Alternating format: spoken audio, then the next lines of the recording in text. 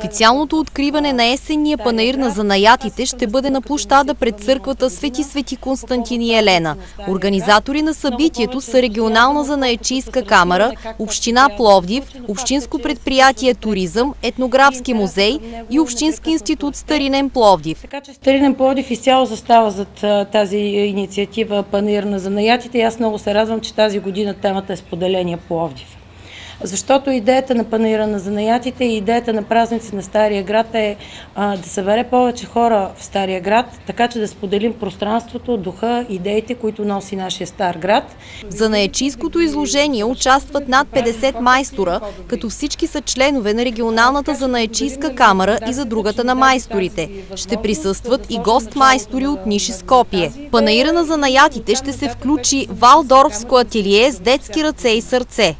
Поканили сме и като наши приятели и гости, които ще бъдат едно ателие, валдорфско ателие на деца, които с ръчичките си ще изработят символично казани занаятчийски произведения и ние ги поканихме те да бъдат наши гости, партньори.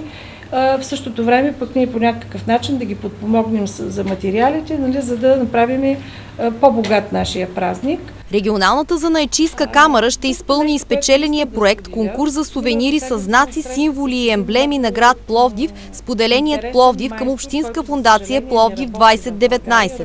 Организирани са работилници за керамика, художествени тъкани, изделия от беленица, плъсти, гранчарство, изработване на накити от екоматериали и такане на черги. Целта ни е да направим занаятчийски сувенири, предмети, които да носят духа на Пловдив. Занаятчиите ще се включат и в благотворителна инициатива. Седмицата на благотворителността, която общината провежда в същия почти период, в който се правят празниците на Стария град и Панаира на занаятите, като сме ангажирали нашите майстори да дарят по някакво занаятчийско изделие, на което занаятчийска камара ще издаде един сертификат и това нещо, тези изделия да бъдат продадени на благотворителна разпродажба на площад Стефан Стамболов. По време на панаира ще бъдат демонстрирани над 20 занаята.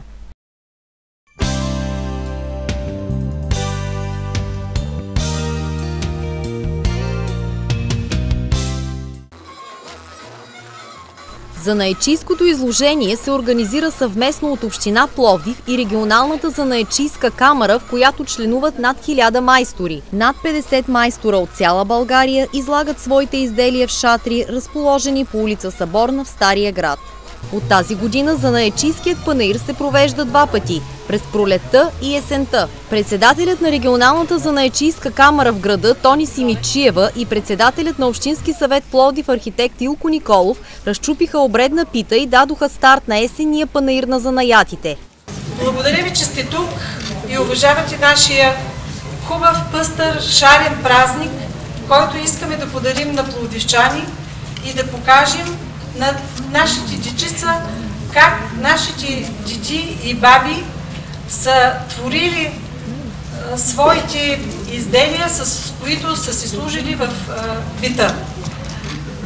Благодаря на всички майстори, които дойдоха и които се отзоваха и които ще покажат на всички нас как се изработват тези неща, как изглеждат и изобщо да се докоснем до едно много отминало време. За мен е удоволствие да присъствам на този празник. Знаете, това събитие е част от празниците на нашия хубав град, особено на неговия бисер в короната, празниците на Стария град. Благодарение на активността и ентусиазма на госпожа Симичиева, тези фестивали на занаятите, тези панаири на занаятите стават ежегодни, стават една традиция, която показва какво могат къде са ни корните, къде е нашата история и по какъв начин съвремието контактува с историята. Пловдивчани и гости на града се насладиха на изпълненията на танцовите състави Иглика и Куклици, а след това се разходиха по шатрите. По време на панаира се демонстрират близо 20 български занаята – дърворезба, такачество, плъстене, гранчарство, ковано желязо, гравьорство, металопластика, ножарство, плетиво, везбарство, тесарачество, стъклодухане, стъклопис, свещарство, сладкарство, кожарство, изработване на художествена керамика, изработване на накити и изработване на народни музикални инструменти.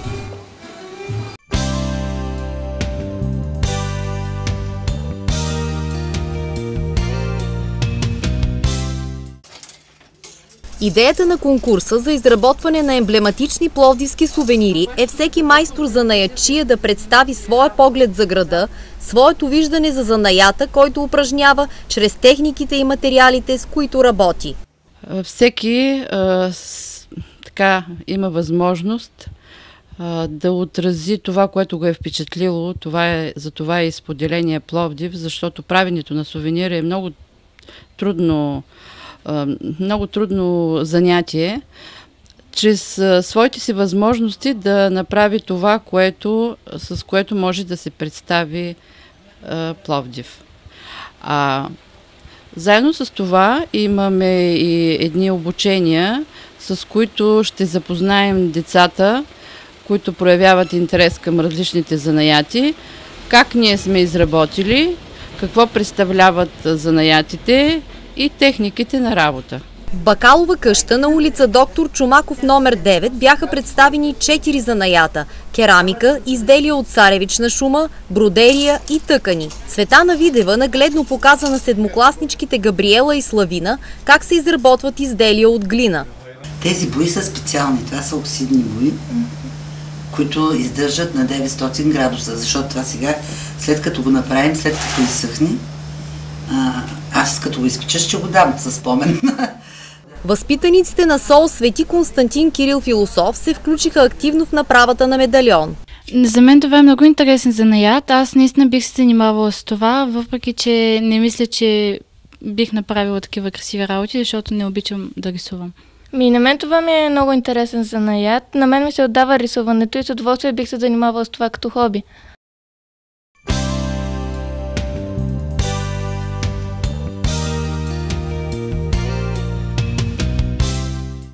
Инициативата Моят Пловдив е на Валфдорско ателие с детски ръце и сърце. Благодарни сме за осъществяването и както на Музея на Възраждането, с които са ни партньори, така и на Занаятчийската регионална камера, които ни поканиха да участваме в тяхния споделеният Пловдив. Както виждате, децата работят, изработват светилници с къщи от Възрожденския Пловдив, които ще отидат на изложбата на Занаятчийската камера за Пловдив 2019 година. Първоначално децата нарисуваха Моят Пловдив по легендата за сътворяването на града, любовта между Родопи и Хеброс. И след това започнаха да лепят с тишо хартия своите фенери. Каква възраст са тези деца? Най-малкият участник днес е на 2 години, а най-голямата участничка е 4-ти клас. Има деца и 5-ти клас. Нямаме ограничения във възрастта, всички могат да участват.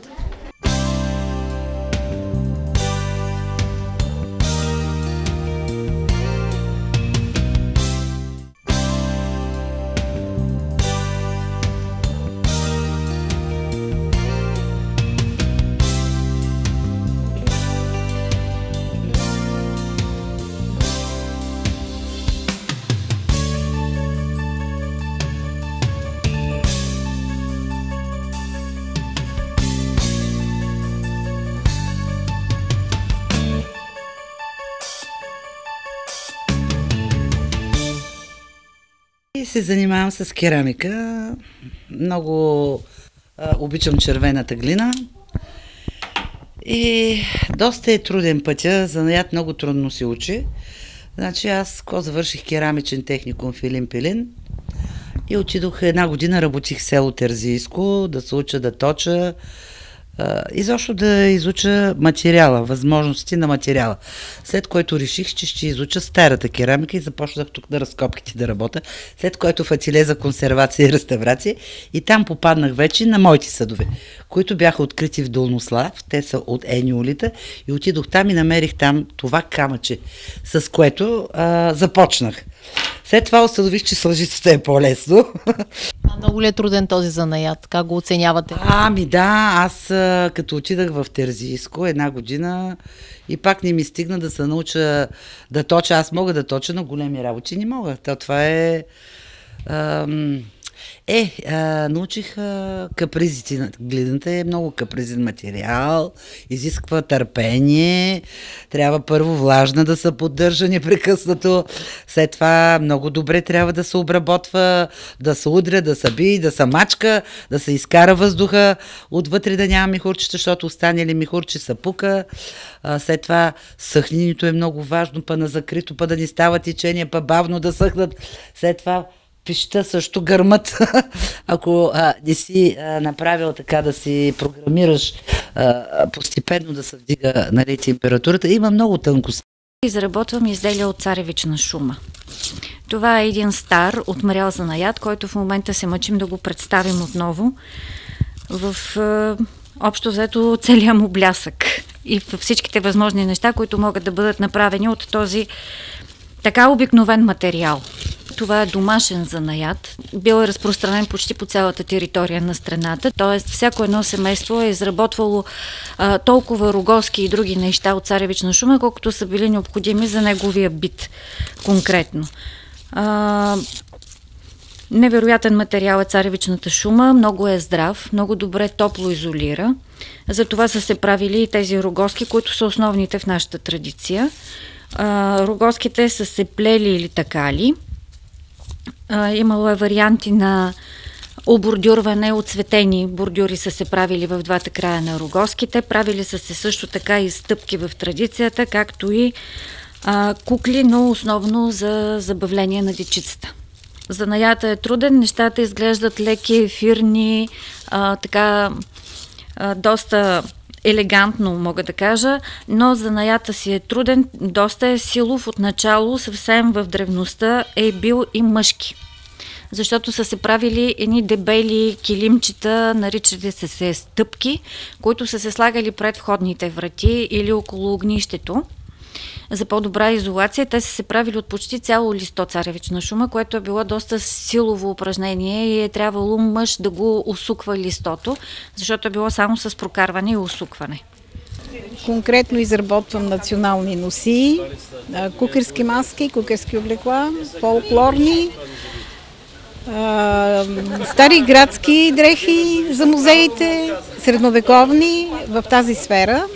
Изработваме също много кукерски маски, кукерски амулети и малки сувенири кукери.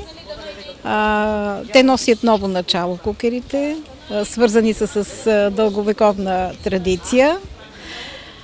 С носиите се занимаваме и обучаваме млади хора на традиционни български занаяти, защото искаме да съхраниме всичко това, да го предадем на поколенията, защото без минало няма настояще, няма да има и бъдеще. И за това с удоволствие запознаваме младите хора и се радваме, когато има голям интерес към всичко това, което правим. Занимавам се с традиционни български занаяти, по-конкретно с тъкани. В задругата на майсторите съм от 90-та година. Изработвам най-различни предмети. Труден ли е този занаят? Мисля, че не, защото всички жени на времето са такали и сами са приготвили неща за семействата си. И е добре да се опита и това, че носи едно вътрешно удовлетворение, което превръща работата, не в работа, в удоволствие. Сладкар, 20 години работя. Кое е най-характерното за вашия занаят сладкарство? Най-характерното е, че работим за хората, предимно за деца. Ето вижте. Радваме ги, доволни са от нас. Труден ли е този занаят? Да, труден е, да. Всичко е ръчно. Занимавам се с бижутерия, най-вече сребърна. Изработвам уникати и така с удоволствие участвам в това мероприятие на Занаятчийска камара Пловдив. Труден ли е този занаят според вас? Ами да, по принцип няма лесен занаят и няма занаят, който така бързо да се усвоява.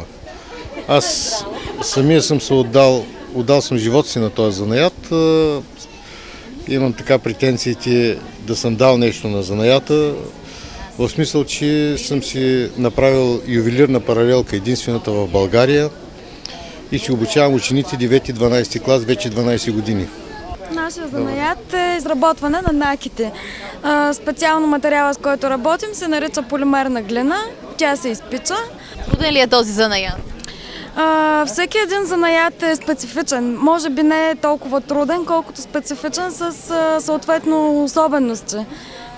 Ние това нивото, което го имаме сега е така, това плод на години вече усъвършенстване. И в този смисъл това са усилия, които сме инвестирали в това, което вършим. Да. Кое е най-характерното за този занаят?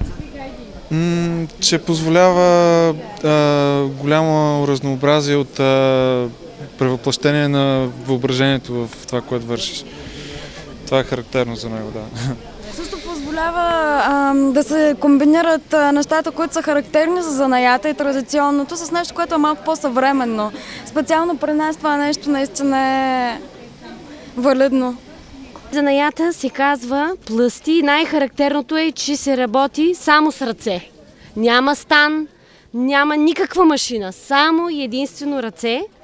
Казва се нетакан текстил, тъй като когато са го упражнявали този занаят, нашите предци не са познавали нито нишката, вълнината, нито как да предат вълната въобще, нито стана. И така са си правили тъканите. Одеяла, дрехи, в последствие, губерите на овчарите, топлите одежди. Това е най-характерното за този много стари древен занаят. Това.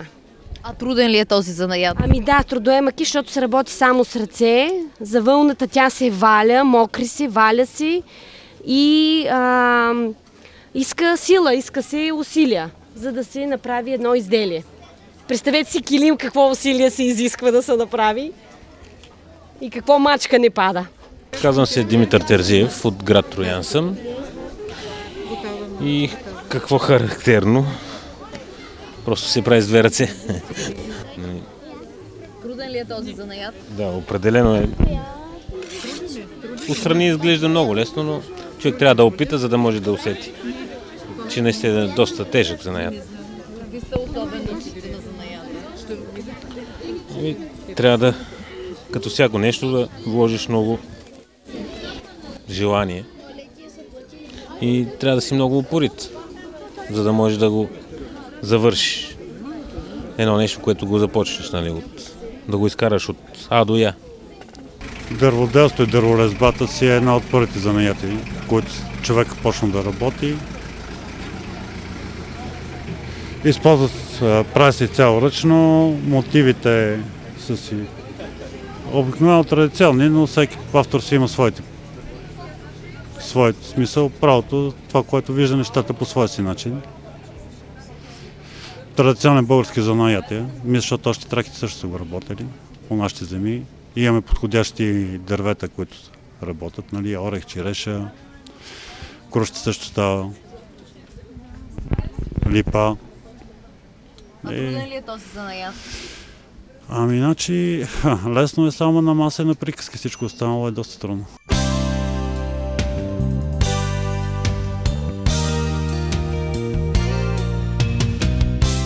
Беше трудно на комисията, която повече от 2 часа така разгледа, комисия от 5 човека от различни институции. Беше трудно да бъдат отличени и всъщност бяха подбрани 15 човека, които, на които им бяха раздадени свидетелства за участие в този конкурс.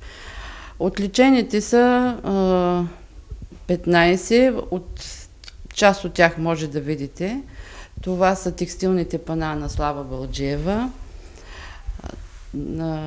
Паното от плъст на колежка от Варна, която е видяла Пловдив, Хисарка пие заедно с статуята на Съединението.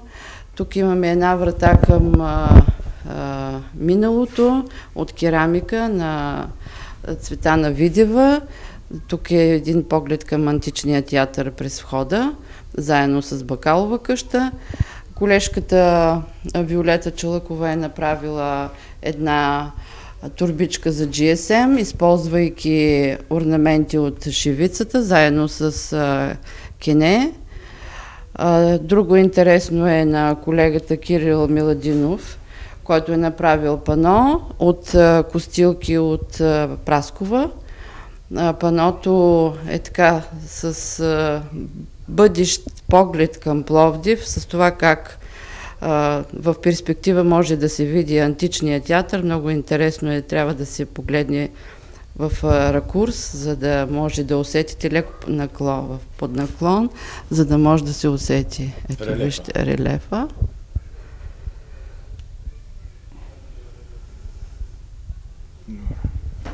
Интересна е също пунгията, която, ето, вижте, по много интересен начин как се отваря и вътре има кремък, заедно с чекмак и гъба за запалване.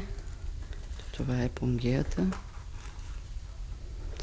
Ножа на Щерю Вълчев, да, което е малко дамско ножче, с което може да си отвориш писма или да го използваш дори и за защита. Тук също много интересни са сладкишите, които са меденки с различни емблематични места от Пловдив. Рисуваните шалове също бяха отличени. А тук са паната на гостите от Ниш, които имат така интересен поглед. Ето това е паното. Средата. Да. Така. А това е една журена покривка, която е от градския бит и това е спомен от времето, в което са се правили такъв тип в градската къща от началото на миналия век.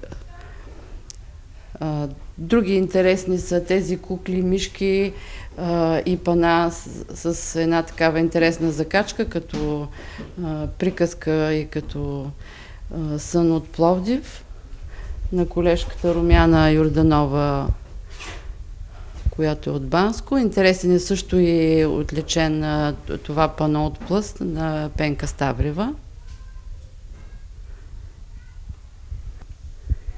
И малките декоративни лъжици също. Ето тук пак с емблематични места от Пловдив. За Валдорското ателие също да кажа, децата от Валдорското ателие бяха отличени също с така и бяха наградени за тяхното участие. Появи ли се на изложбата някой търговец на сувенири? Ами за сега не се е появил. Тук минаха хора, които разгледаха, проявиха интерес. Но ще видим дали те за в бъдеще ще така поръчат и ще имат отношение към този вид сувенири.